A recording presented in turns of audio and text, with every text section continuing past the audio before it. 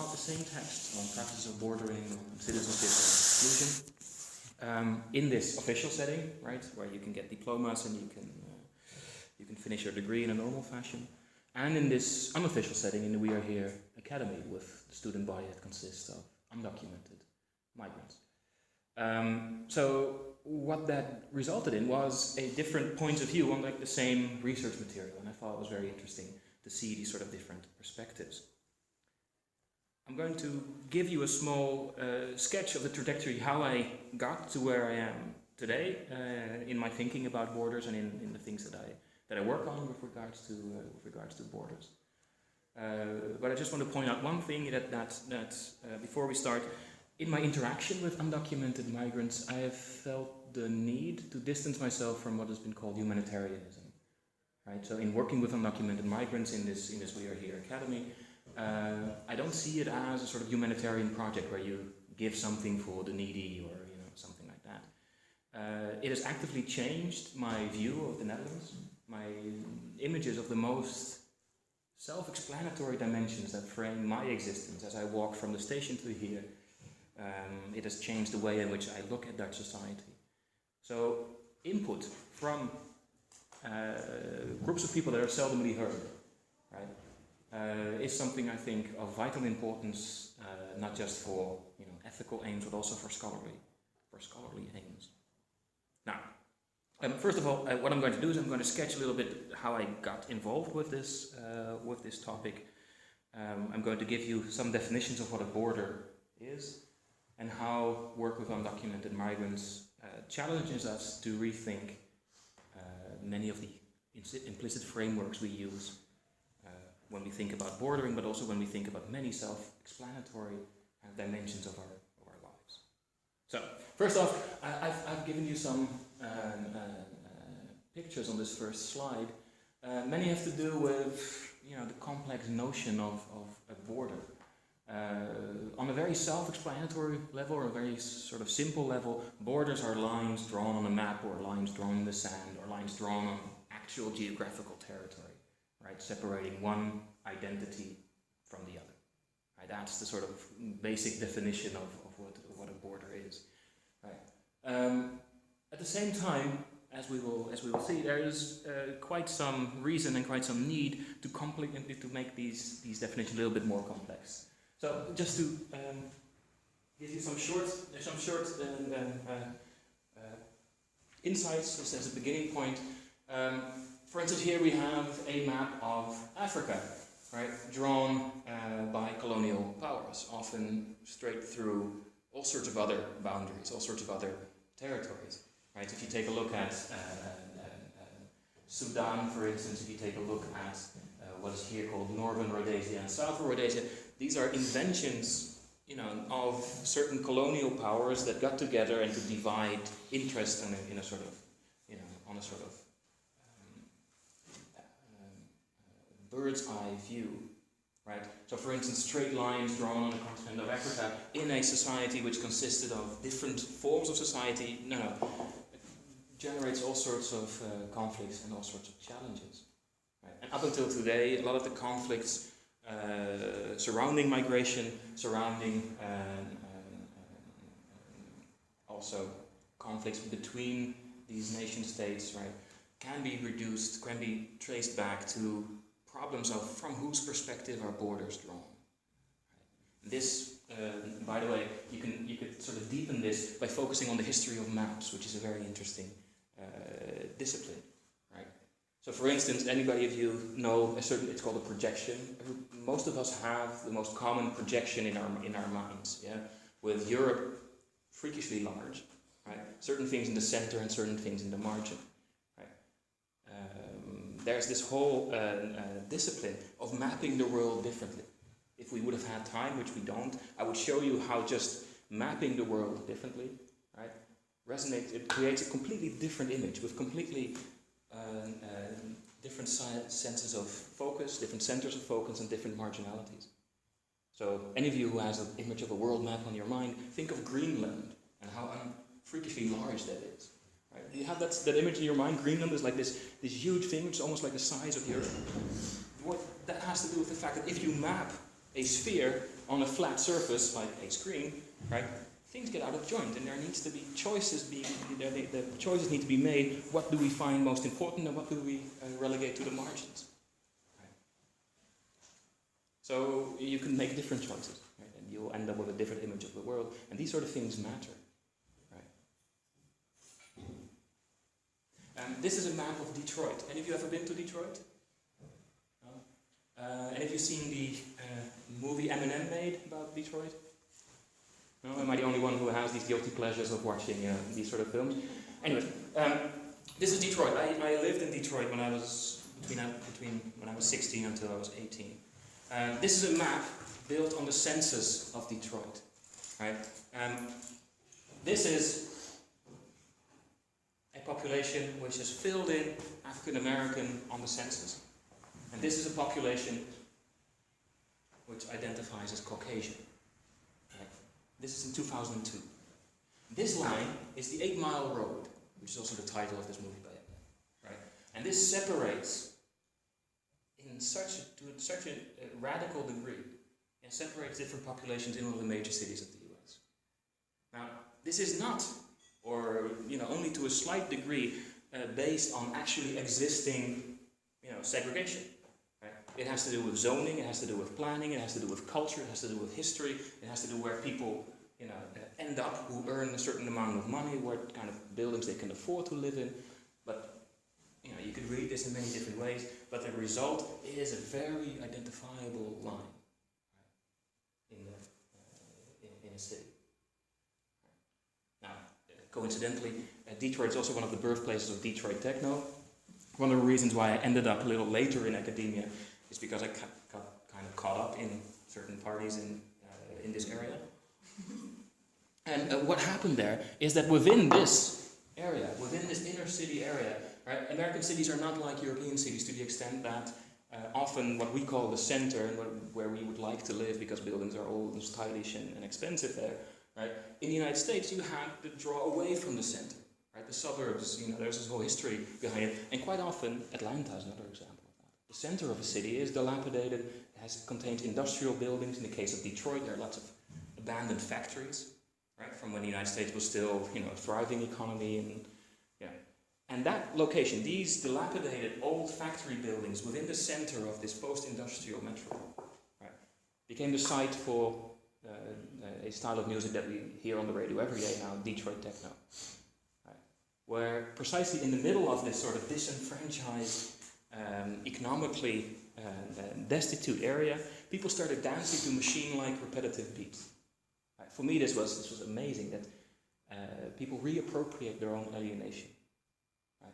So within this sort of empty factory buildings, within a economically disastrous situation, you see people celebrating or dancing to machine-like repetitive beats in old factory buildings. Now, Detroit Techno was one of the art forms, one of the musical genres, which succeeded specifically in its early history to what is called Bridge the 8 Mile. In these Detroit Techno parties, the early Detroit Techno, you can see, which was relatively rare in Detroit in the 80s, for instance, you could see a mixed audience. Right? So, at the end of Eminem's 8 Mile Road, this movie, which is about hip-hop, of course, right? Eminem, who is Caucasian, enters into a sort of hip-hop dimension in which most of the practitioners are African American. And in the end of it, he goes back. He's like, now I'm going to go back to my trailer and I'm going to self-identify. Things remain as they were. For me, Detroit Techno was somewhat of a more, revolutionary art practice than, in any case, the kind of hip-hop that Eminem advocates. I gave a lecture about Detroit Techno once, and there was a great Eminem fan in the audience who, at this moment, stood up and said, "You're wrong," and disagreed with me. It was hilarious. But this is one of the ways in which asking certain questions, right, can bring out certain borders, and interacting with certain borders can result in either bridging these borders, transgressing these borders, or remaining them, keeping them in place. Now, of course, one of the things that is in the news all the time is practices of migration into Europe. This morning I was complaining to Godard. I read newspaper article that the ruling Liberal Party stated that there are so many asylum seekers in the Netherlands, we shouldn't house them in social housing because there's already too little social housing for the native population.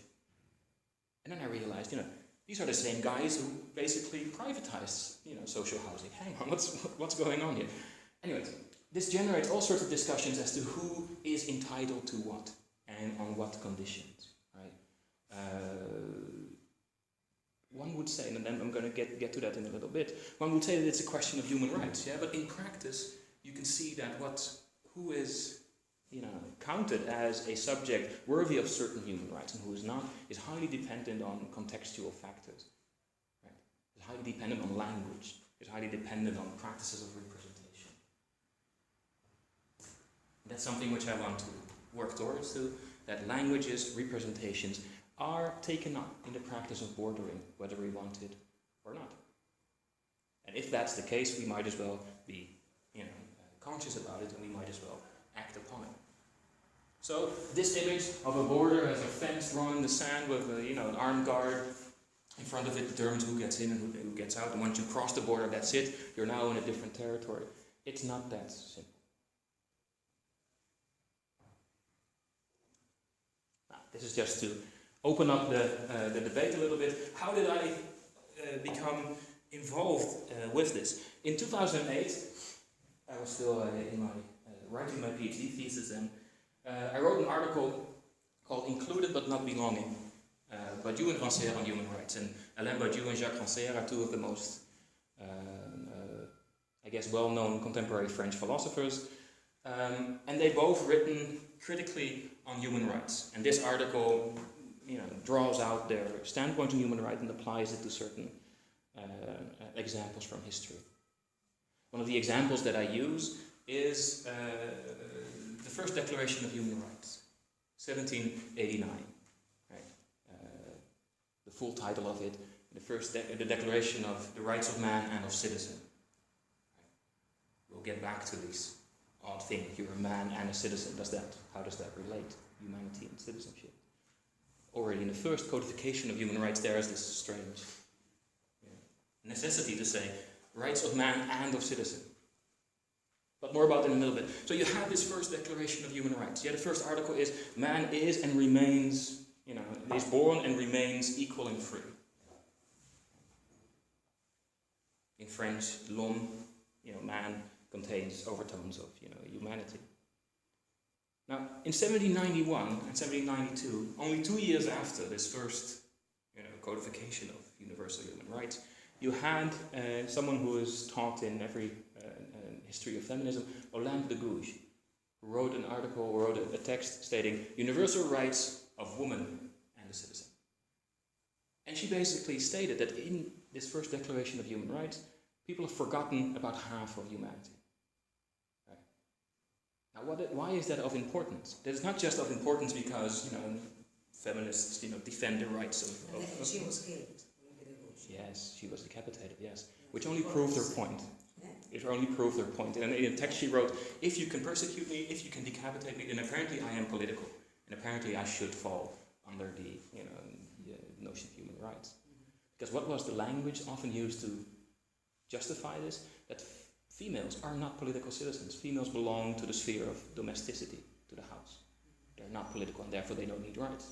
Her point was, if you're so pissed off with what I do that you want to decapitate me, then apparently I'm not only in the household, right? Which is, I can only smirk about it because it's so long ago, but absolutely. Now, why do I mention this? Why did I mention this in this article? It is because there's a long history of negotiation as to who is counted amongst the humans of human rights. Right? So, a while afterwards, you have Martin Luther King, right? Or even a better example, the Revolution of Haiti, right? Already at the end of the 18th century, Haitian ex-slaves freed themselves and they used the rhetoric of the Declaration of Human Rights. Their point was more or less the same. Well, if man is born free and equal, then that should include, people of color as well. Martin Luther King, now deep into the 20th century, made the same point, right? That should not be, humanity should not be only white citizens. Right? It should also be expanded to include citizens of color. Harvey Milk, 60s gay rights activist and 70s gay rights activist in San Francisco in the United States, he made exactly the same point. He says, well, we should continuously, contest what is counted as humanity, because it's not self-explanatory at all that everybody who has, a brain, a heart, a nervous system, and, limbs is counted as equal members of humanity. Now, what does that teach us? That teaches that the very easiest definition, in any case, in a sort of, commonsensical idea, that human rights are there for all humans. Right? If you take a look at the history, it needed to be continuously negotiated. Who is counted as a human and under what conditions? So, for instance, one of the articles that I summarized in this article that I wrote in 2008 is by Hannah Arendt, who wrote a book in the early 50s called On the Origins of Totalitarianism. Hannah Arendt, a Jewish German refugee who just lived through the Second World War, who had also seen the renewed enthusiasm for human rights after the Second World War. Right? Creation of the United Nations, created of the International Declaration of Human Rights as a binding principle for a lot of the nation states. And she also saw that many of the stateless people, millions of them, adrift in the mainland of Europe after the Second World War, were the people who had the most difficulty in claiming these human rights. So, some historical context, one of the first things that the National Socialist regime did was to contest people's Jewish and German citizenship. Right? Second dimension was that many countries got, reshuffled during and after the Second World War, the result of which was millions of people adrift, and often their nationality was not quite clear. Immediately the question became, well, who's going to take care of these people? Who's going to pay for it? Where do these people belong? Whose responsibility is it to uphold, their rights of man? This resulted to, according to Arendt, a disastrous situation. Right? In the Netherlands, for instance, there's this famous history of people who were deported to concentration camps and then came back and practically had no place to go. Right? Not administratively, not socially. These sort of people that were adrift. It turned out in practice that states were very reluctant to take up these millions of stateless people. And Hannah Arendt wrote an article in which it's called The Perplexities of the Rights of Man, in which he says, how ironic that right after the biggest catastrophe in human history, the Holocaust, right after the Declaration of Human Rights, which all nations explicitly affirm as a sort of binding principle, that's a border we do not transgress. How ironic that immediately after you see millions of people who are nonetheless not capable of, or who have many difficulties in claiming these human rights. Now, what did she say? And Hannah Arendt you can't blame her because she lived through, seeing what she lived through, but she wasn't very optimistic about it. And she said, well, what we talk about when we talk about the rights of man is in fact the rights of the citizen. Right? She says, rights of man in practice are predominantly there for those who already have rights. So, for instance, take me as an example. I have one of the most, valuable passports on earth, the Dutch passport. Right? If my human rights are violated in any country, I can call my embassy, and I will be, more or less, I can count on the fact that I'll be more or less protected by my nation state. The moment when your nationality is contested, the moment when you are not from one of these countries who are seen as central to a group of people who already have rights, things become considerably more difficult. And Hannah Arendt says there's a confusion here. Right? Are we talking about rights for those who already have rights? That would be the rights of the citizen. Yeah, if you are a citizen, you already have rights. Or are we talking about the rights for those who don't have rights? That would be the rights of man, right? Where regardless of your citizenship, regardless of your passport, you are entitled to certain rights. And Hannah Arendt says, how ironic that human rights were invented for those who don't have rights, right? As a last resort, as something which binds states, something which should limit the power of states over citizens and non-citizens. That's what it was invented for. But in practice, those people who already have rights are the ones who are most capable of claiming these rights, on counting on these rights, and on being protected by these rights. The early 50s. Google it once. It offers a very interesting, I guess, counterpoint to contemporary dilemmas, right? Stateless groups, enormously large groups of stateless people adrift in Europe after the Second World War. The debates concerning that, like who is supposed to take care of them, should I pay for someone else's crimes? You know, Germany messed up, why are these people here? You know, they're very interesting debates that offer a sort of illustrating contrast of contemporary debates. So, after having traced this, from Olympe de Gouges to the Haitian Revolution to Martin Luther King, Harvey Milk, Hannah Arendt, both Badiou and Rancière, they end up with today, and they say maybe the undocumented migrant is a place where applications of human rights are contested, renegotiated, and redefined. Now, why this is called included but not belonging is because in the work of both Badiou and Rancière, this is a model to diagnose what's happening. Right?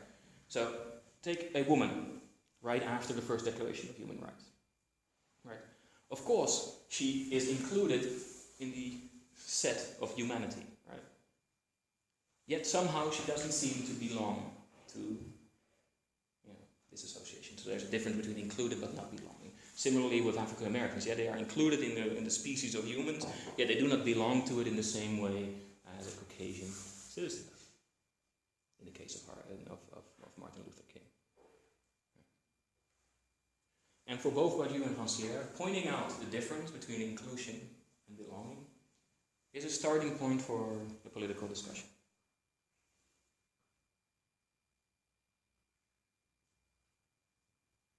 So I ended this article by saying, well, their position on human rights is that we should continuously question who is included and who belongs. So I published this article, and it was partly because Badiou and Rancière were such popular philosophers. It circulated quite a bit, and I was approached by an organization of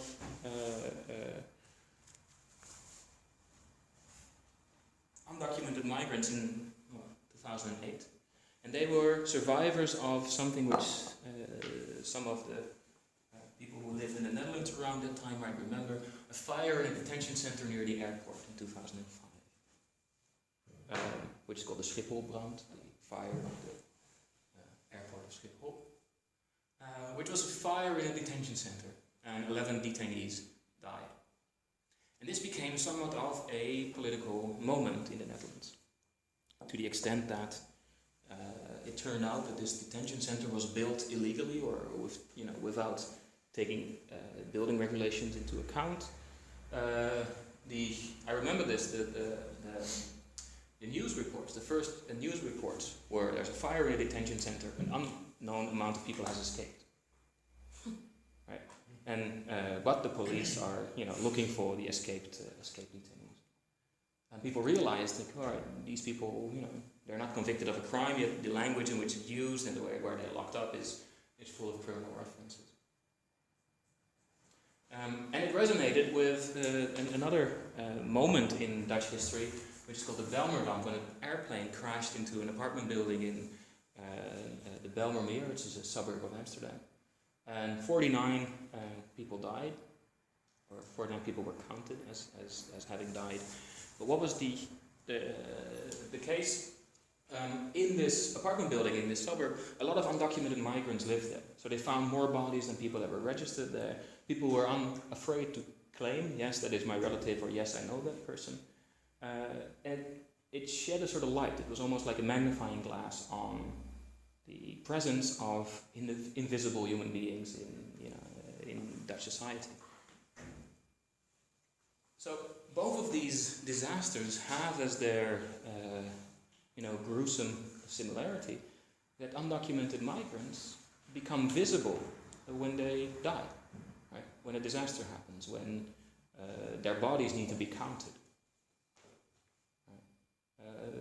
One can say that the same thing happened with this picture of this young boy in the Mediterranean who drowned, right? Then all of a sudden when it becomes a body, all of a sudden when the amount of victims are counted, all of a sudden when, that's when it becomes a political issue. Now, this group of survivors of the Schiphol fire, they organized themselves, they wanted damages, they wanted recognition for their suffering, and they started reaching out to people, saying, all right, how can we get this on the agenda? And every year they staged they organized a commemoration of the Schiphol fire. And they basically told me, well, if you do this, right, if you do work on these forms of inclusion and exclusion, right, then you should talk to us. Right? And for me, this was an incredibly clear ethical appeal. Like, yeah, you're right. Right. And this led to a day in the Bali in which survivors of these disasters read philosophy, read these texts that I've just discussed. So we've read Hannah Arendt, we've read Olympe de Gouges, we've read the histories of human rights, Martin Luther King, Harvey Milk, with people who are undocumented themselves and who've suffered at the as the result of it. And since then, I've been working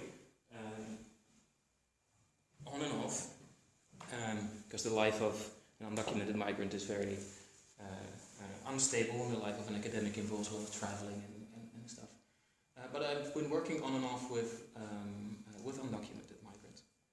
And one of the things that I have found completely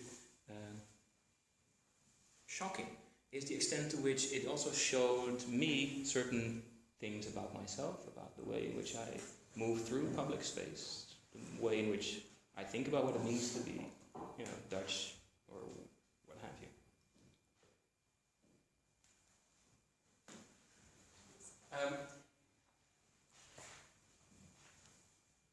I notice I've been kind of talking quite a lot.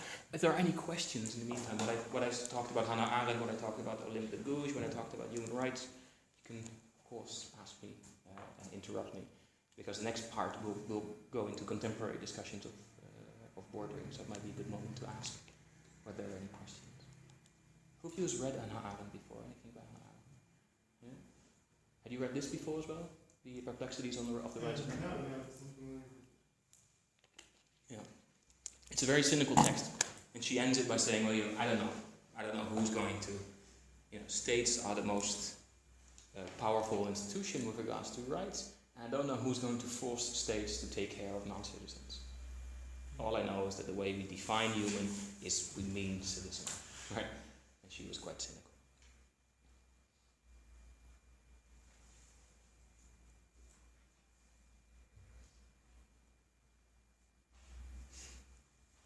All right. Now, let's do this first. Who of you has heard of the group We Are Here? What do you know about them? Well, I know that they're a self-supported group of undocumented migrants in Amsterdam. They have different stations. And once I passed by to listen to the nations, and I ended up having a really interesting conversation with, I don't know if you know Mufti. Yes, yeah. Mufti is one of my best students. Yeah, he's was very interesting experience. Yeah, it was really nice. Yeah, the We Are Here group, that's the slogan, We Are Here, is a group of undocumented migrants who, perhaps for the first time in Dutch history, right, succeeded in providing a platform at which undocumented migrants speak themselves. Right. Now before that, it was quite often that they became visible as victims, right, burning bodies. So in the Belmerland, this is clear that people found more bodies than were expected and then were claimed, and this was a challenge for Dutch lawmakers as well. Interesting side note: they created a pardon, général pardon, specifically to allow people to come forward and say, yes, that is a relative of mine, right? Which says something that you had these victims in this destroyed apartment building by this this jumbo jet which crashed crashed into it. People were afraid to come forward and claim their lost loved ones because they were undocumented. And if you show yourself as an undocumented migrant, what happened? You get deported. Right? So the state felt it necessary to create a general pardon around this disaster to allow people to come forward and to identify and count the victims. Right? And for a long time, that was how undocumented migration became visible when stuff goes wrong, when people die, when it becomes a hassle for administrative affairs. Now, this We Are Here group, and it has its roots in the group of people that were preparing this, is a group of, and you almost need to have studied law to understand this, of uitgeprocedeerde, maar onuitzetbare asielzoekers. Which means all their options to apply for a residence permit are exhausted, right? So they have no right to be here, yet they cannot be deported. And this is quite a large group of people. Yeah.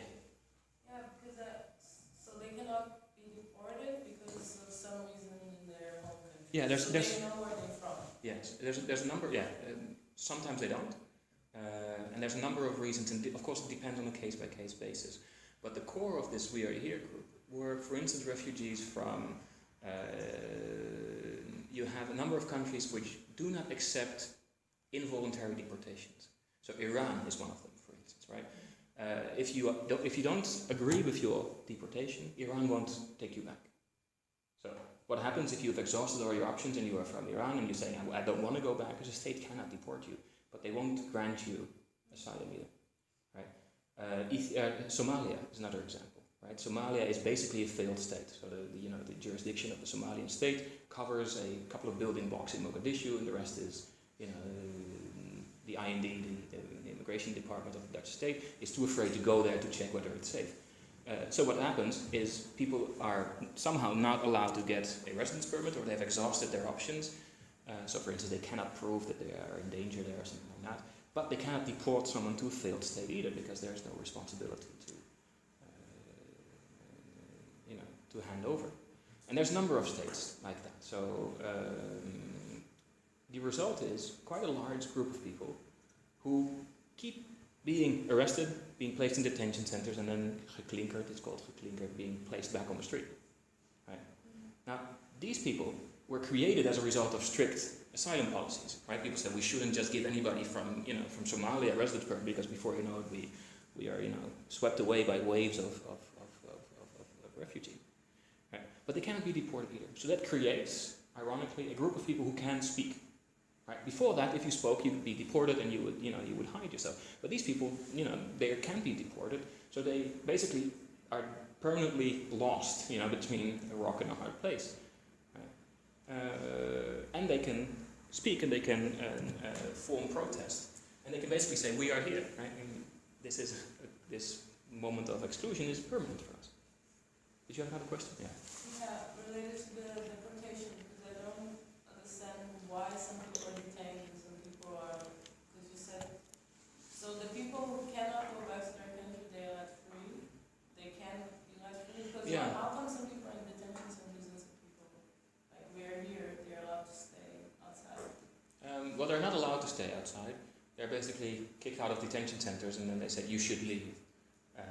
You should leave on your own, like to Yeah. your country.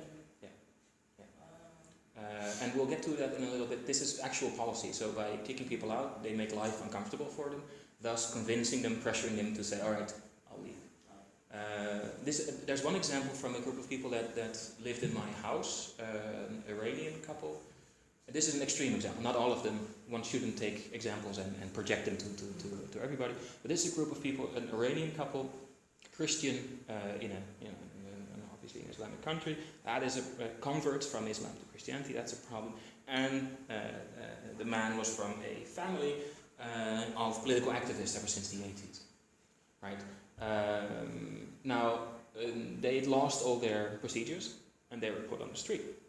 The woman, had a painful, it's a cyst, I don't know, it's a growth on the uterus. Is a cyst a word in English? Yeah. It's a growth on the uterus, and very painful, and it needs to be operated upon. However, if you are outside of procedure, if you reach the end of your stay in detention centers or in asylum seeker centers, you also lose, the self-explanatory right to certain medical facilities. So when this couple stayed in my house, they showed me a diagram, a little drawing made by a functionary of this asylum seeker center. It says, all right, you have two options. Either you sign this form that you're going to go back voluntarily to Iran, which is what they want, right? And you can stay for another couple of weeks and we can operate you and you'll have no pain. Or you don't sign the form and you have to leave this asylum center and you won't get an operation. And that, for me, like that diagram was like, all right, well, I could understand the juridical dimensions behind it, right? So if you lose your protection, if you're no longer in procedure, the state no longer has the obligation to, provide you with things. But the result of it was an incredibly simple and cruel diagram. So this group of people started organizing themselves. It started out with a protest camp, an occupation in front of one of the detention centers in Ter Apel, right? In which people put up their tents and they said, we can't go anywhere. We're not allowed to, we don't have rights to shelter and what have you, and we cannot be deported. We are here. Right? The slogan is very simple and very effective. When that got evicted, they moved to Osdorp, to a protest camp in Osdorp, in a suburb of Amsterdam, where, with the help of the squatting community, after that was evicted, they squatted an empty church, and I believe they're now in their 10th or 11th squatted building in Amsterdam. Right. And around this group of protesters who are basically saying, well, we want, a normal life, we want to be recognized as people who are permanently excluded, a political dialogue started. It became a platform for people to adhere to, people to support them, and people to basically point to the fact that there is a difference between being included and belonging. Right? That would be my reading of it. Now, so with the help of squatting community, with the help of many, and in this Vluchtkerk, right, the first building that was squatted, there was a great outpour of support from the mosque around the corner, from people all over the Netherlands, who contributed time and money and effort into setting up this sort of temporary shelter. Right. As, however, this, because they're now in their third year already, right, as this started to last longer, people started also to realize, well, we can also not just help them with, there's not just a need for shelter and food, right, there's also shelter for political change, political dialogue, and also, in the meantime, creating a sort of, a life, right? Now, and I'm in the foundation, I'm a member of the board of a foundation which supports undocumented migrants with a number of these projects, and one of them is the We Are Here Academy, where academics like me teach exactly the same courses, or, their equivalent, to undocumented migrants. So we've taught courses on histories of bordering, we've taught courses on Dutch political, the Dutch political system, so what is a parliament, what is a senate, what rights does a mayor have, what rights does a city council have, what on earth are like the provincial councils, and why don't people vote for them? Just, basic introduction to the country where these people are sometimes here for a very long time. The example that you mentioned, Mufti, he's been here for more than 10 years, right? But as a sort of person who's here and who's not here at the same time, who's, well, one of the things that Mufti did for a course that I gave on histories of protest movement is he started a calculation of how much money he would have made the Dutch state if he were allowed to pay taxes. Right? So here 10 years he worked, there's a lot of undocumented labor going on, right? And if he would have paid taxes, he would have, generated quite some income for the Dutch state. Which was a result of a discussion of the tactics used by Martin Luther King in the Civil Rights Movement, right? Where you use your enemies' stereotypes against themselves, right? There's this famous moment where Martin Luther King said, I realize that you want to be violent, that you're angry, but when we are violent, we will affirm stereotypes that they have of us. So therefore, let's not do that. Let's mess with their image that they have of us, and then we create some change, right? And he was thinking about this, and then at the end he's like, well, what happens if I write something like this? Religion and conflict was a course that we taught. Women in power was a course that we taught.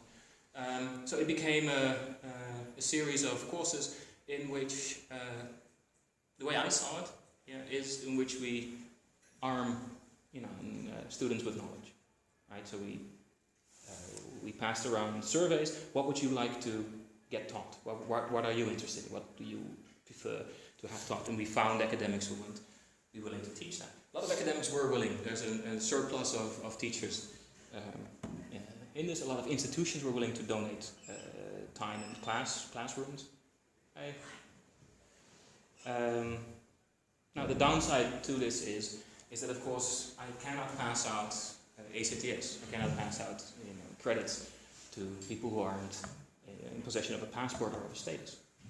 So what we did is we created sort of documents stating I, Ernst van Hemel, during my day job I am a researcher at the Royal Dutch Academy, blah blah blah. Despite fancied it up a little bit, I hereby declare that this student has passed the equivalent of a 100 level course at the university. Any questions about the capacity of the student can be addressed to me or to the academy, and that's the best we can do.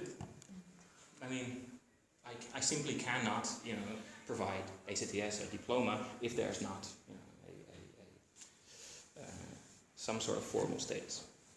So that shows that it's great, this project, but it also has its limits. Yeah. Yeah, I wanted to ask a question about the students themselves, because when I was there, I was really it's really bad, but I was very flabbergasted by how educated most of the people I met were. Yeah. Because often you have this image of refugees as, I don't know, as being very vulnerable, they don't speak good English or whatever, and most people just speak more than 5 languages or something. Excellent English. But I wonder if most people who manage to get here, if most of them happen to be as educated as the people as I'm here. Well, it depends. I mean, there's many different histories, right? It depends on the country, it depends on the situation, it depends on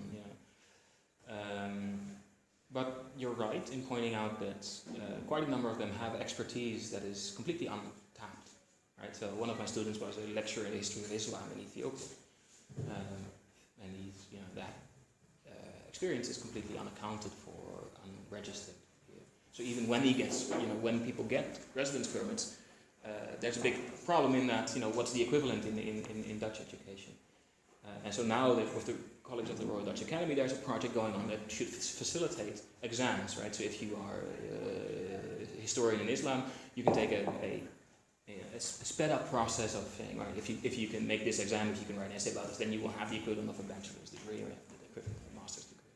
Right? That's for people who have residence permits. People who don't have residence permits, the situation is even worse. But you're right, there's quite a number of people that have expertise in their country of origin, of a variety, as varied as societies are. There's also people like Mufti who have just been here for 10 years, who've had Dutch education up until they're 18. That's when the right to education ends. You're kicked out so often that your education stops there. But who have, have had the formal Dutch education and then are incapable of following that through with a university degree or some other degree. Because of the status. Yeah. So when you're 18, below 18, the Dutch government is forced to allow you to get education. Right. After 18, they're no longer allowed to. So there's this. Some of you might know this example of Mauro in the Netherlands, right, where the case was that he turned 18. You're allowed to finish an education that you started. However, his education included an internship, right, which was counted as work, and you're not allowed to work as an undocumented migrant. So therefore, he wasn't allowed to finish his degree, and all his years of studying were seemingly for nothing, right? So all sorts of complexities, all sorts of juridical quagmires, and all sorts of depressing situations. But there are also people for whom English is a challenge. There are also people that didn't have formal education or very little when in their country of origin. One of the things that we found out in the first class is that there's a big level. Yeah, there's a big level between someone who's been here for 3 years and who hasn't had any formal education, and someone who's been here 10 years and who's had a formal education. So if we continue with this project, then that's a challenge that we will face. And it's not quite sure whether we will continue in this form, because it should not become a substitute for education, right? We see this as a protest, as helping, supporting a protest. And it shouldn't be sort of second-rate education which is permanently institutionalized because the states don't succeed in providing formal education. So we're actively debating, are we supporting a protest, or are we filling the gaps of a failing policy? And that's a challenge that we actively have. So one question that maybe we explained not clear. Why is important to teach Western Academy? Why is the why? What is the reason? Why do you? Because one thing is what you want to transfer knowledge about the country situation, how the law of this country works, and everything. Yes. But if it's right that you do not assume that these people are victims and these people are not, they already have their own educations, whatever this broad thing, why it is important to give Dutch higher education?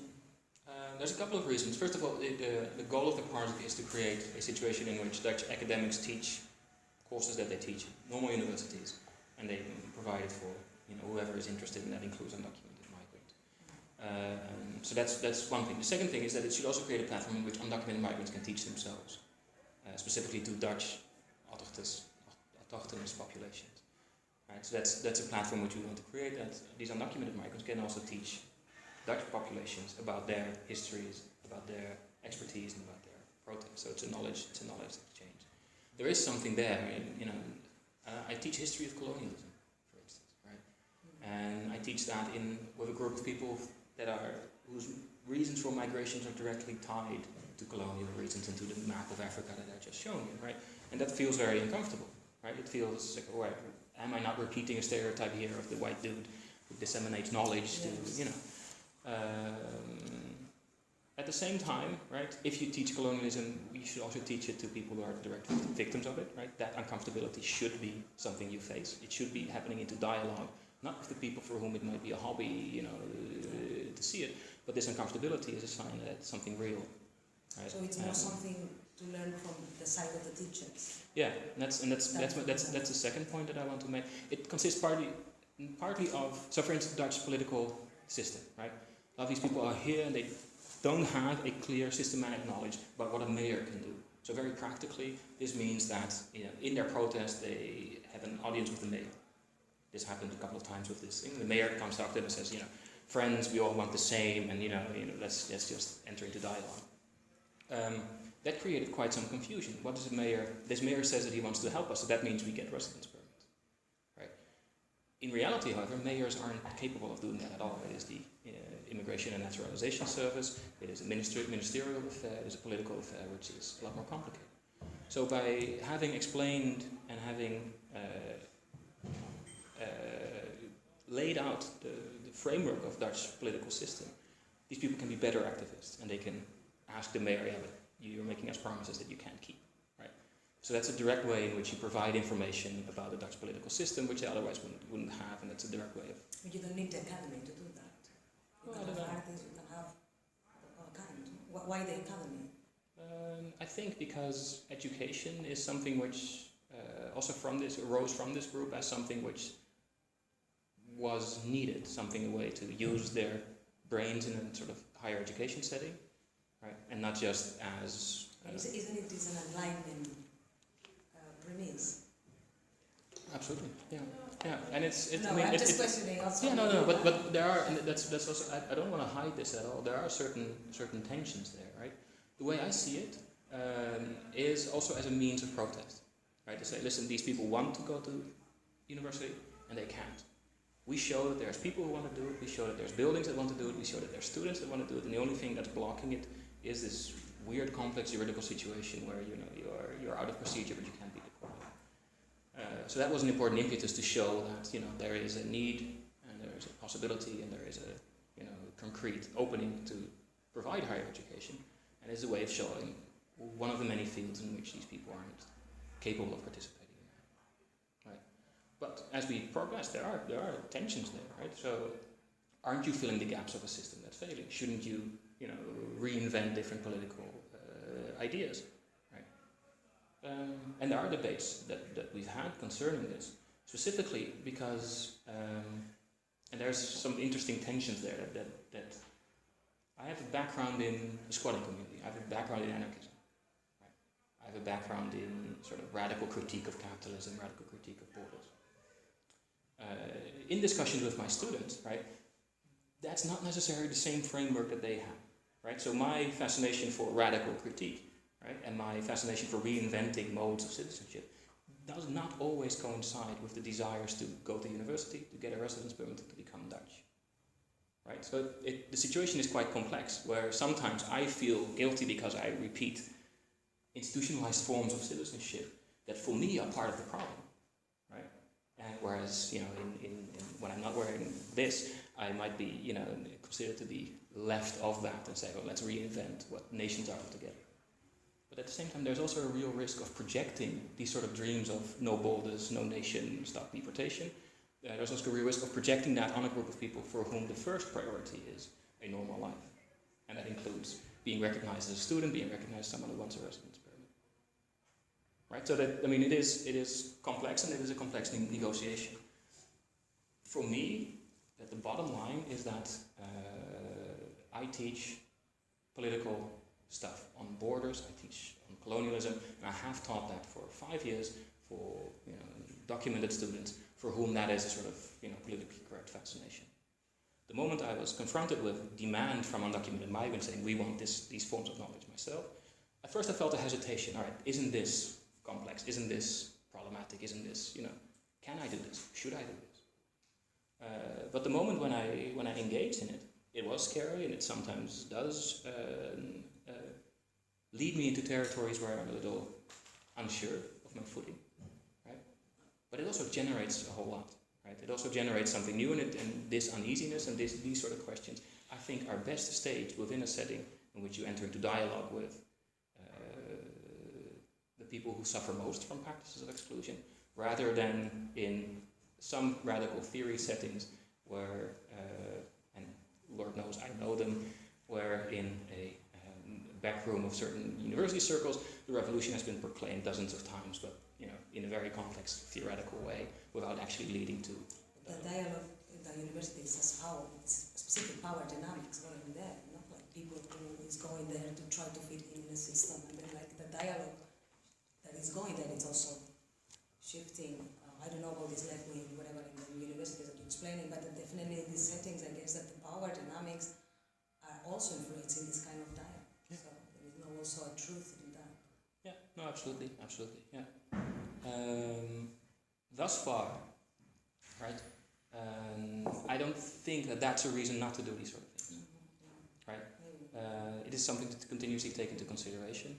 So we've asked ourselves, should we continue with this, right? It has led to new stuff, but this is something that we want to continue doing forever, right? And that's, I think, always a good question to ask when a certain context makes certain interventions possible. It doesn't mean that certain intervention should become the model for all time, right?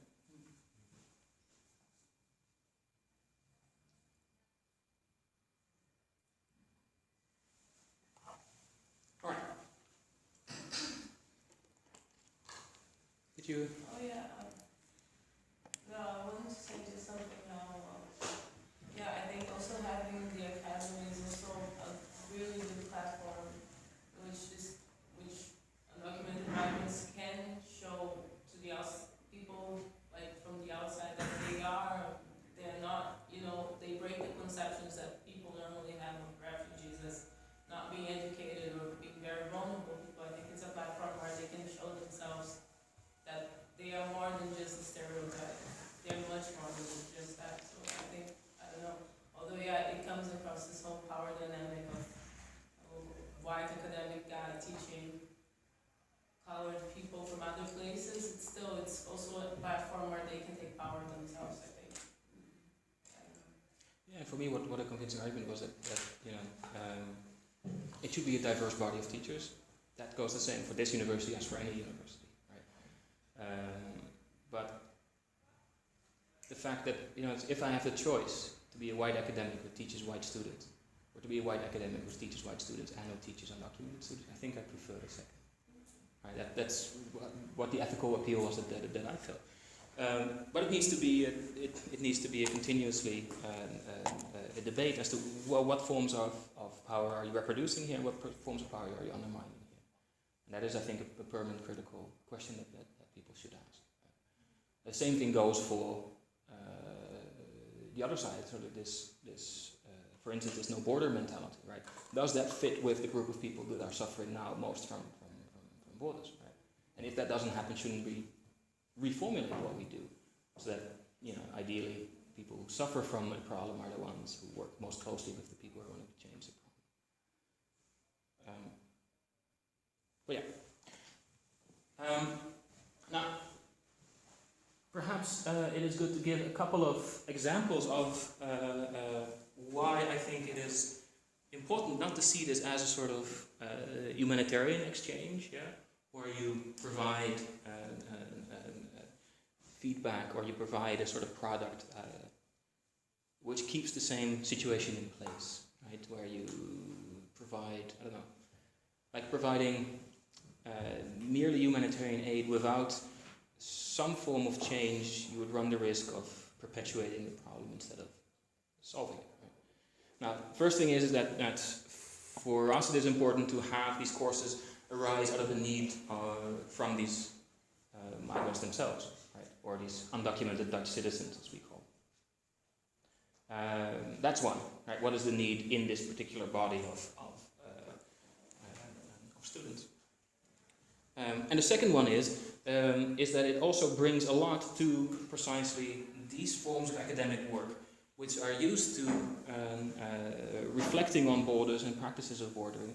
But if you don't take a perspective into the expertise of people who have suffered from practice of bordering into consideration, you might miss certain things. Just to give a very simple example. Two of the texts that I've taught, this is Sandro Mesadra's recent book, which came out a couple of years ago, which is called Border as Method. And it is a reflection on border not as a noun, but as a verb. Right? Bordering does something. Borders are not permanent, stable nouns, entities, they are practices. And this book, Border as Method or the Multiplication of Labor, is, I highly recommend this. It's a quite advanced discussion in border studies, and Sandro Mesadra in general is someone who provides really, I think, a good platform from which to approach practices of bordering.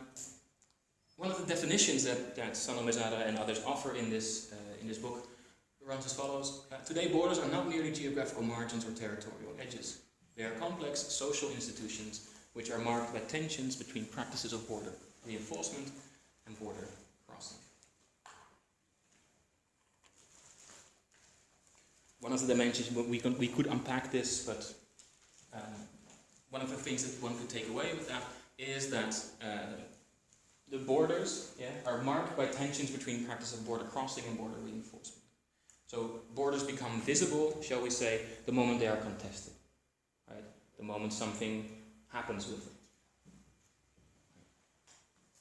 So the moment certain people cross borders, the moment people certain reinforce borders, the moment borders are contested, that's when they show themselves. Which in the context of, I don't know, Europe makes total sense. Right? For me, the separation between Germany and the Netherlands is a lot more vague than if you are restricted by your residence permit from staying in the Netherlands. Right? It's only when I start talking to people or when I notice that things are different that I slowly, surely realize I have crossed the border.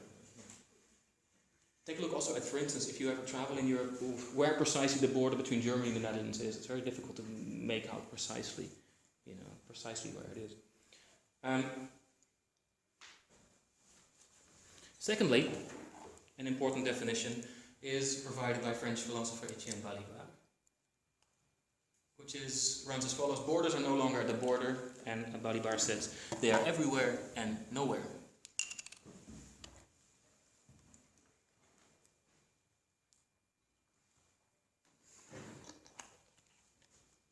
And this idea that borders are everywhere and nowhere, does it make sense to you that borders are everywhere? Or are you like, I don't know what you mean, what is meant by it? Yeah? How so? The border is open your mouth and this session is there as well. You mean that action needs, you can think of an action needs to cross a border, or there's, without it happening, it isn't there, so within that. Yeah, one would risk broadening the category of border to include basically anything if one does that. But also sort of more, and people who do this, by the way, there's this example in which a lot of things become part of bordering. If your definition is separating one thing from the other, if that is the active definition of bordering, then these sort of things can crop up. But also in with regards to the theme that we've been talking about. I think also maybe with or she, is it she or He. Also in the social economic sense, I mean, in the city, for example, like, of course, even though there are no actual borders, there are parts of the city that people of a certain class or a certain social group are not going to go, and I don't know, like, or I don't know, in the restaurant, for example, you have the people that sit at the table, maybe people who are not documented at the kitchen, and I don't know, there are those invisible borders within society as well. So. Right? That's maybe. I think so, yeah. The way I've read this text with both students of the We Are Here Academy and with students of Dutch universities. For students of the We Are Here Academy, it was quite a self-explanatory thing to say. And one of the ways in which it was illustrated was in which I played football with a number of people from this group. And for them, the travel from the squatted building to the football place was preferably done with people that were documented. Right? And one of the things that they pointed out was that, well, remember when we prefer to, travel with documented people? It's because for us, traversing public space is not as self-explanatory. If you're a group of undocumented black dudes in Dutch society, walking towards a football field is something else than for me, right? When I'm busy in the car, I'm on my way to whatever, and I'm not even thinking about the fact that traversing public space could be something problematic if you have undocumented status. Right? And there's a whole host of, we've made a list of them, there's a whole host of practices of bordering that might not even be visible for people who have documents.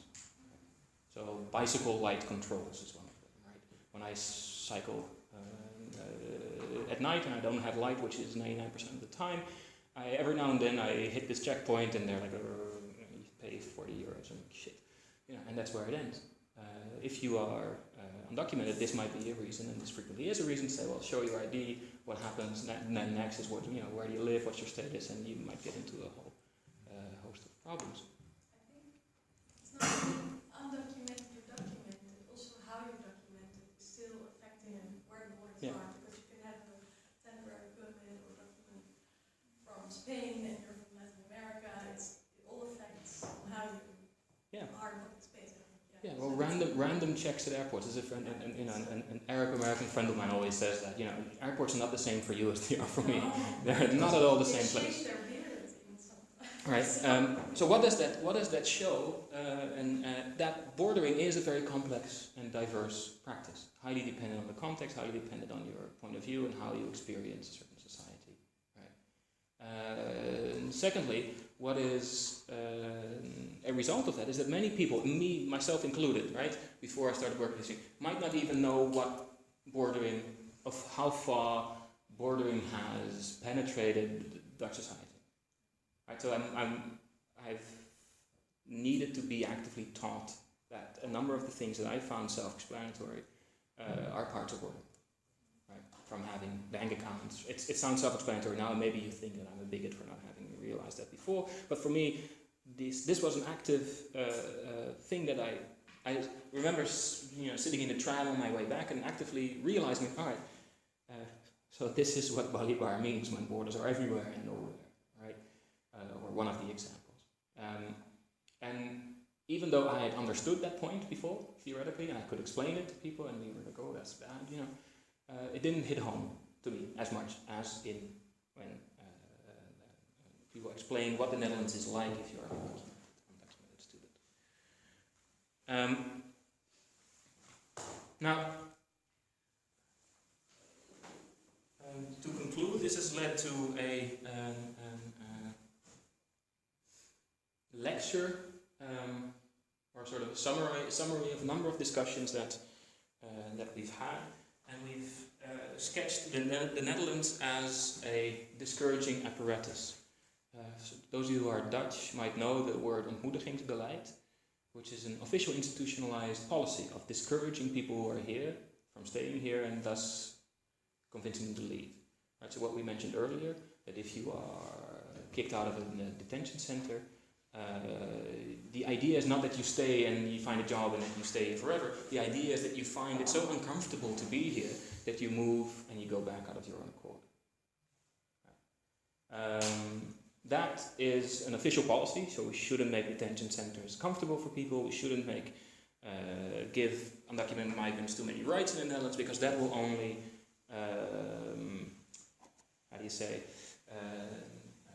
seduce them to stay here. Whereas if we make it uncomfortable for them to stay here, they will leave.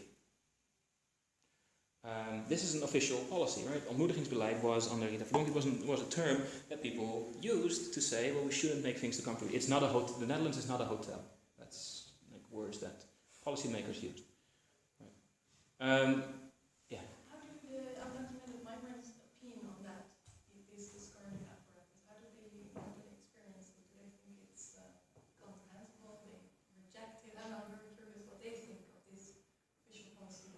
Well, I mean, this is directed towards an audience who don't perceive the Netherlands in that way, right? This term is aimed at or aims to form a sort of gap between these very mundane experience of undocumented migrants and them to say, yeah, it is. Life is tough when you're an undocumented migrant in the Netherlands, and it's, when you have an accident, that's trouble. That's a different sort of trouble than if you are documented and you have an accident, or all sorts of things are very self-explanatory being an undocumented migrant, that they are radically different than the majority of that population sees it. The reaction of my students to this text by Bar is, quite not surprised attitude at this diagnosis. Whereas my reaction of my document students was, I've never taken a look. I've never realized how like me. So it's. Put a normative label on it, recognize it, and of course this is they have not documented, it's just undocumented. Yeah. That's a large part of their protest is we want a normal life, and the slogan "We are here" is chosen also to identify the simple fact that we are here and it's not being recognized and not being valued, not being treated as equally present as other beings who are present. So indirectly they challenge the contest this discouraging. Yes, well, this is a direct this whole "We Are Here" protest is a direct challenge of that process of marginalization. Yeah, absolutely. Like this protest surrounds protesting the situation of marginalization of undocumented migrants. Yeah. Now this is predominantly something which is new for people who've lived in for the past 10 years, right? Longer if you count the roots of the policy we have now, which was formulated by Job Cohen in the 90s already. But for people who've lived under this without realizing the extent of the penetration of practice of bordering into a lot of the very self-explanatory dimensions of existence in Dutch society. So there's this whole list that you could make, right? In healthcare, think about the example of these Iranian and friends of mine. Education, but the right to live, the right to work, the right to have all sorts of dimensions, right? We, I guess, assuming that you are not undocumented, transverse public space, counting on a lot of these things. And this lecture was supposed to be given by an undocumented migrant in the Bali Debate Center in Amsterdam. Remuneration was involved, hence this wasn't allowed to go through, because that will mean a fine for 10,000 euros for the Bali. So then I gave the lecture. And I got 600 euros for it. It shows, and that gave a sort of occasion to say, well, this debate center, in which we are critically investigating the effects of marginalization, is implicated in this. You are afraid, directors of this debate center are afraid to stage these undocumented migrants themselves out of fear of penalties. Hence, even the free debate center in Mali is part of the discouraging apparatus.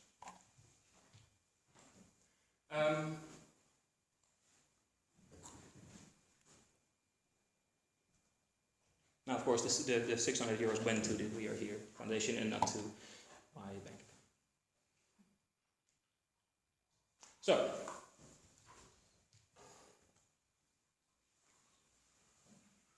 starting from this viewpoint, right? Starting from this diagnosis, what can we do, or what are forms in which we've started working with this form of tension? There's a couple that I just wanted to share with you. I think the most important one is the dehumanizing, right? Which was one of the elements which came up in the academy quite frequently, which came up in the protest surrounding We Are Here in general, right? How to interact with practices of included but not belong. How to dehumanize, which is quite a complex affair. Right? When you zoom in on it, it is starts out, I guess, yes, with realizing that this is a problem, right? Which is something which can take quite some thing. Most important thing that we found is providing that the protesters of the We Are Here group found. So if we succeed in creating a dialogue, if we succeed in showing ourselves and making ourselves visible and seen, a lot of the people who have preconceived notions of migration will not be as hardcore about it when they are confronted with someone in their direct surroundings. This is something also in this Strategies of Protest course that we discussed. Harvey Milk, for instance, in a sort of gay rights activist, he said everybody should come out of the closet. So the moment when things become visible, the moment homophobes realize that their neighbor, their teacher, their brother, their uncle, their daughter, their dentist, their milkman, their what have you, is gay, it becomes a different matter altogether than an abstract construction, which is the locus of fear. And there's great strides to be made there because, as indicated by the Schipholbrand and by the Bijlmerramp, this group of people has been defined by its invisibility almost, right? And this We Are Here group started by, gave the impetus by showing themselves saying we are here already. Thus, that is the beginning point for dehumanization.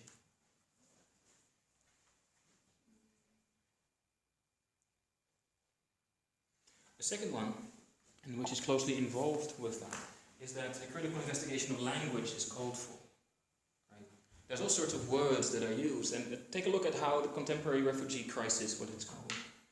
It's called a refugee crisis because apparently states don't want to handle it. That's why it's called a refugee crisis, not because shit is burning. The way in which this crisis is described often contains overtones of water. Right, tsunami, waves, inundations, floods. The water is up to here, which is what an image that I read in a newspaper this morning on my way here. Right, that doesn't see people who are here as individuals with certain motivations to come here, but as a natural force ready to sweep society away. Right? So already the dehumanization involves challenging these notions which people used to write about and think about migration. And similar points can be made by the word illegal, right? Illegal. In Dutch, one of the ways in which these protesters and people who share their condition are named is defined by their very illegality, right? Which might be problematic. Similarly, there's important connotation when you use the word migrants or refugee. People will tend to focus, people who are critical of contemporary and the amounts of contemporary individuals who are trying to reach Europe, and take a look whether they describe as asylum seekers or whether they describe as migrants. Right? Migrants contains overtones of choice, happiness seekers in Dutch, gelukzoekers, right? Whereas asylum, of course, reminds people of the unhappy circumstance of the reasons of their flight, right? And similarly, finally, citizen, right? I think one of the texts that you've referenced is Engen Eason's Acts of Citizenship, right? In this text, it already says acts of citizenship. Yeah? Eason tries to open up what is conceived to be a citizen, right? So, to return to this thing that we've and I guess I started out with this included but not belonging tension. The moment something shows itself as belonging here, as belonging to a group of people, yeah, one could call that an act of citizenship. One could call that a contestation of previous notions of citizenship and a contestation and a reformulation of what it means to belong somewhere. So citizen, instead of as a stable juridical category, according to Engen Eason, should also be considered as an active category, right? An act of citizenship. Perhaps that could be, according to Eason, a starting point for thinking less strictly and less binary about who's a citizen and who's a non-citizen. And hence also who is, think about Hannah Arendt, who's entitled to have rights and who is not entitled to have rights. Another thing that is a strategy that is applied and that can be, I don't know, deduced from this example, that's from my experience, yeah, is that also the fact we are here, right, the slogan "we are here" points out the contradiction. Much like Olympe de Gouges, she says, well, I am here, I am a political subject. Look at the charges you indicted against me, right? It points out the tension between inclusion and belonging, right?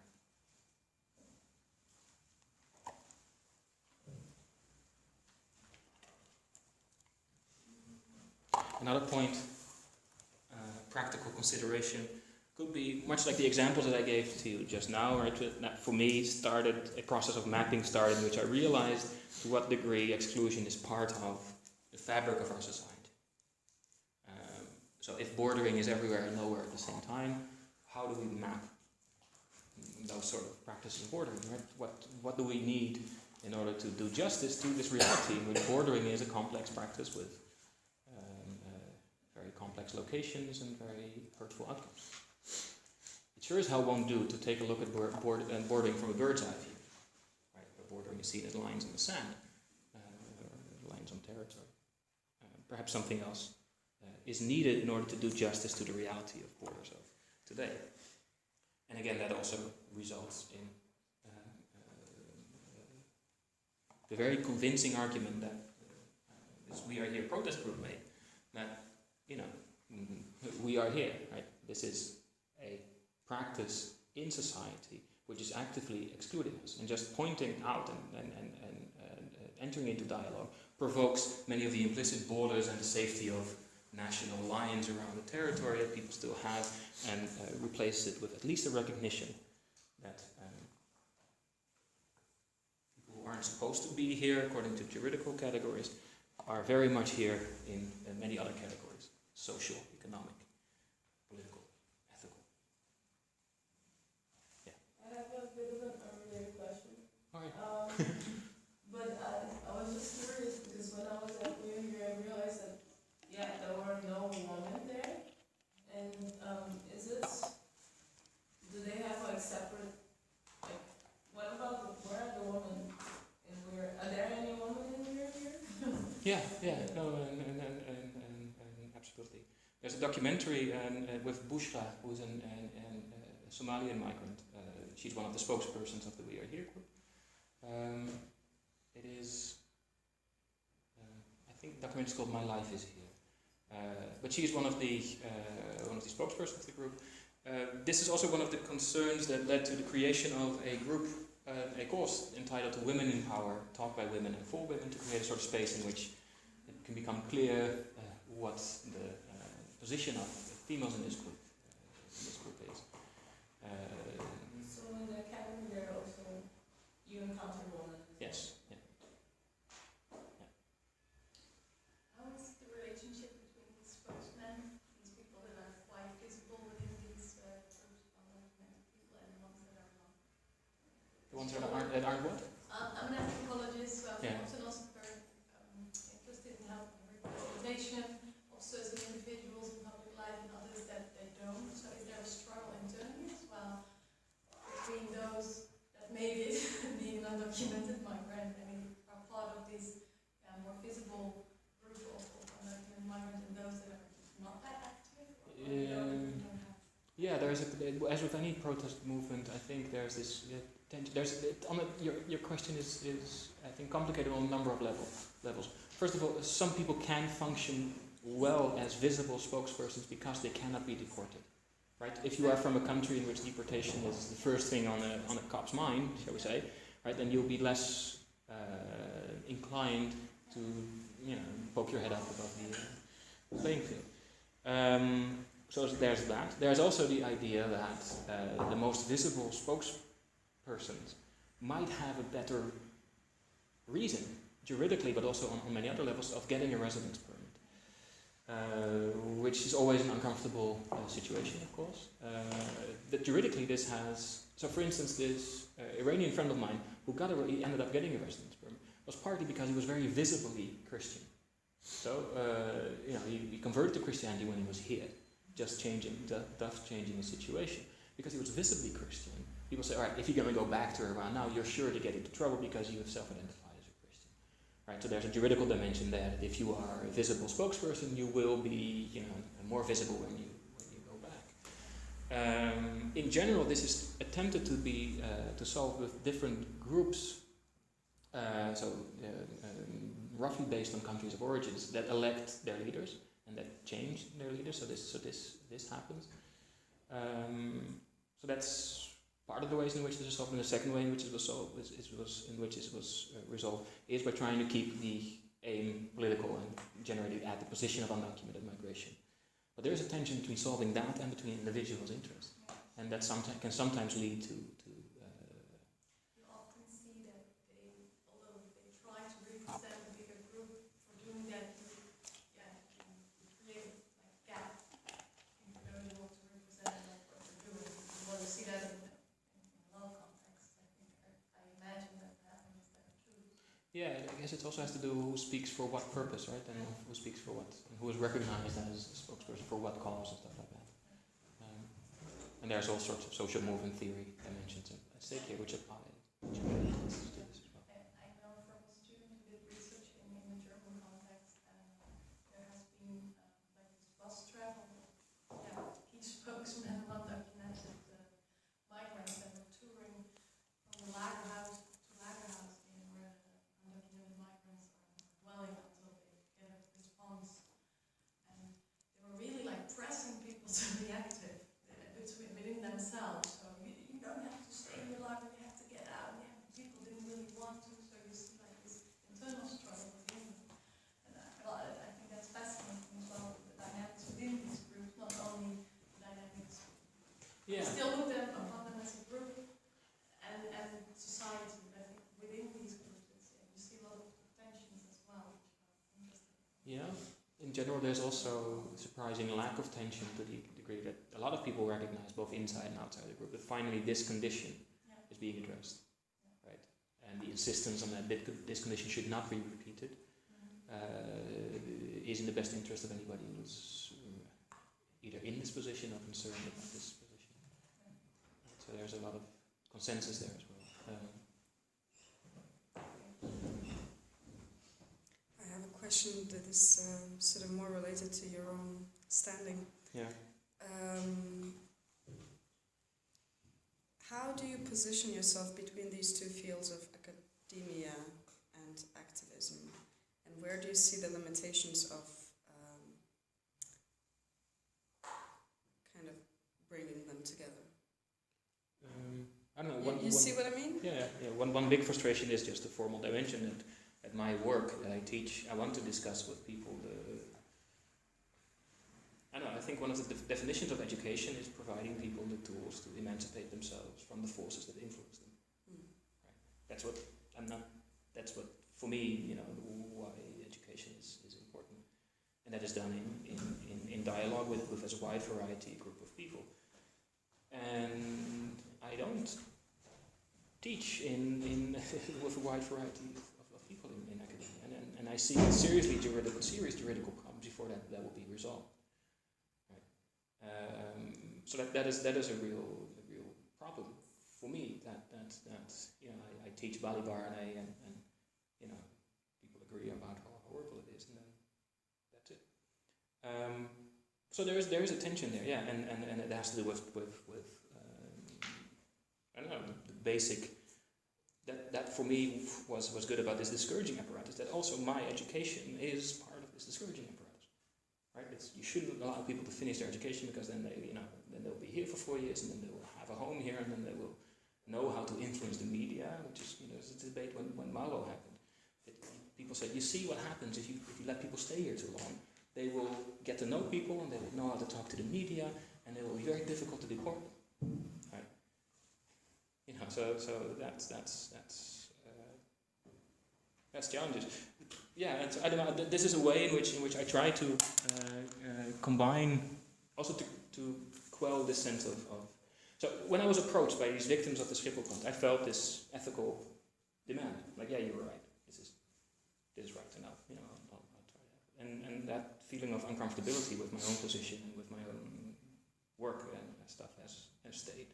Right? So the question that we've had, the discussion we've had just now, is part of what I do. I feel uncomfortable about teaching at university. I feel uncomfortable teaching it the way you're here, yet somehow I feel that is better than not doing anything and just being cynical about, well, you know.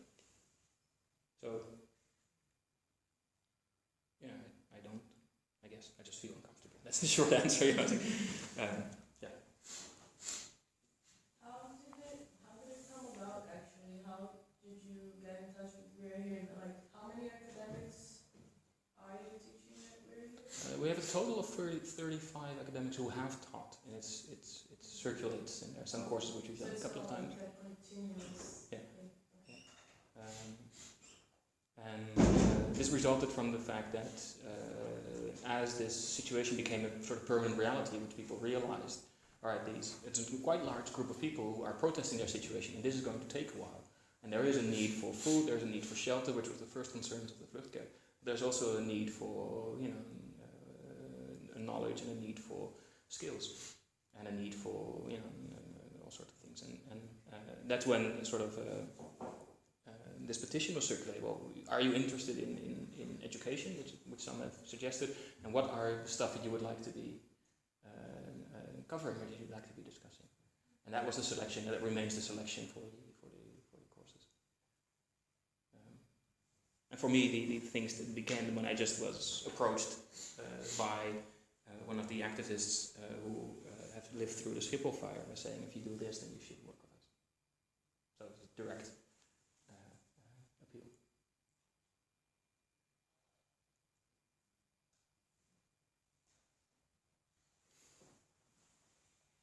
All right.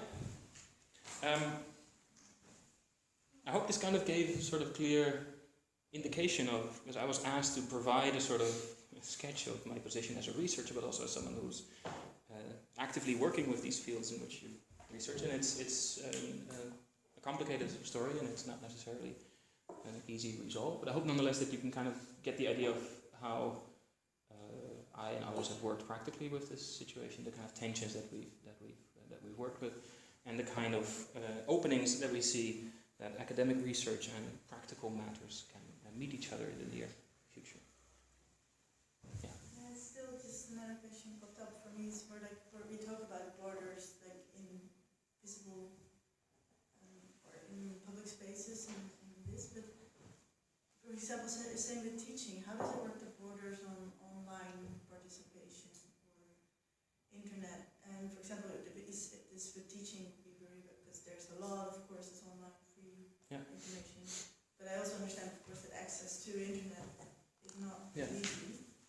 So how do you deal with that with your group? Well, language is one. Language is a serious problem, right?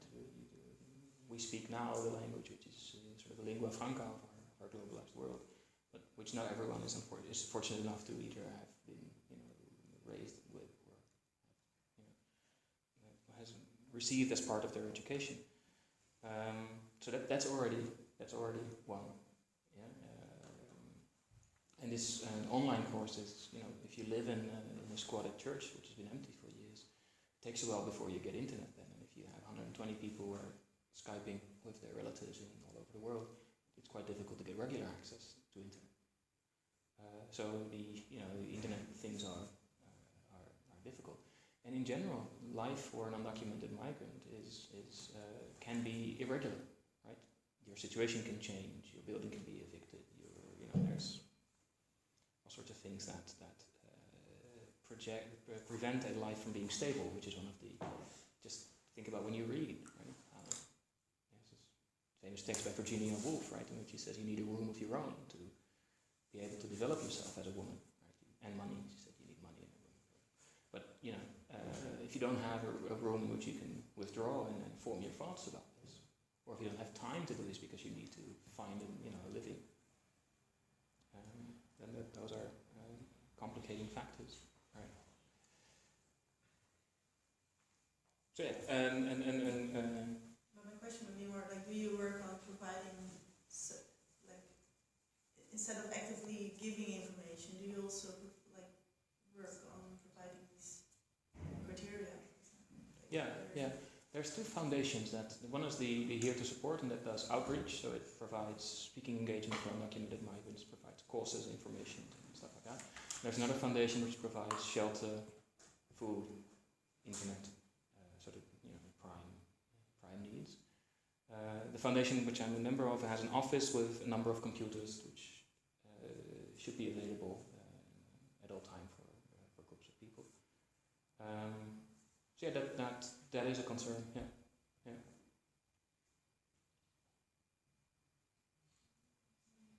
Well, I have one question.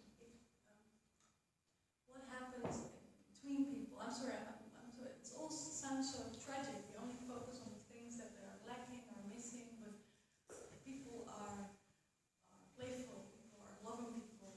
When we're in time of trouble, we tend to focus only on these aspects. I imagine that within the first getting new relationships grow, children are born, people laugh. There is a lot of good stuff as well. I think also in this whole dehumanizing part of it, perhaps point to that as well. I think I sometimes, in war studies, on refugee studies, and border studies, we tend to focus so much on. Of course, I understand that there is an activist position you want to change. I understand you have to focus much on what's wrong, but somehow I have a sense it's unbalanced and it's not doing justice. Oh yeah. In general, I would agree with you. That's also because there's something that needs to change, and that tends to demand attention, right? But the same thing goes with that the most everyday things are also the ones that remain invisible, right? Perhaps, and also goes for this. But this group is one of the things that they do really well. And that's the example is Mufti, this article in which that he's writing, saying, well, I've been here and I've been working. We are already part of this society, right? There is an everyday presence which simply cannot be denied, and we already have a life here, right? And secondly, and take a look at the activities that this We Are Here group does. One of the things that there's a cookbook which they've published recently, in which people provide recipes. And our foundation is in the process of trying to see how we could make it so that this cookbook can become a source of revenue for people who are not allowed to work. Right? And in that cookbook, it's very good. This is what we eat. This is what I think about when I make this dish, and this is what makes me feel. And that creates sort of insight into this thing. And a lot of the parts of the dialogue and the dehumanizing is by saying, well, we are here, we are normal people with a life, with a job, with with interests and hobbies and concerns. Right? So it's playing football, making music, cooking. Right? These are elements which are part of this protest. Right?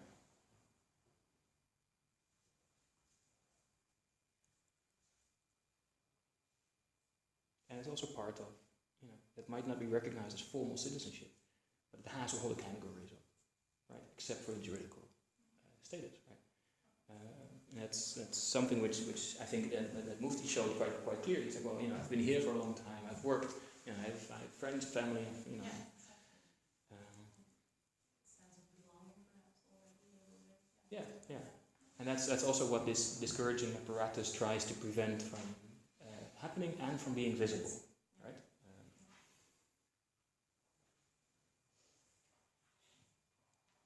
All right. So I need to jet off, and I need to be in 15 minutes. I need to be somewhere else. One final remark, that is that what I have always when I start speaking about this, I was asked as a researcher to speak about the tension between research interest and practicalities. The result of which is I'm here speaking about a group of people that's not here, right? What I want to point out is that is something which is worth reminding ourselves of, right? That there is no replacement for actually engaging into dialogue, but what that dialogue then does, the changes that a dialogue can create, I hope to have given you some sketches of how it in any case has changed my life and my research interest, right? Which might also be a topic of interest. But there is no replacement for this actual dialogue and the de-dehumanization that this group we are here is undertaking themselves. And I am an example of which French philosopher Alain Badiou would call as someone who's convinced by that. Permanently. Thank you very much, Ernst. It was a great talk.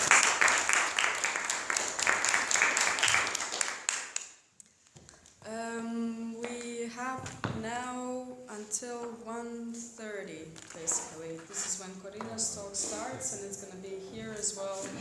So if you want to, I think you can stay and use this room till 1. Well, actually, this room is sort of booked, so let me know if you want to stay here and work on something.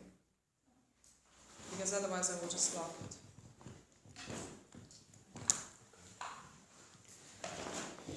Right.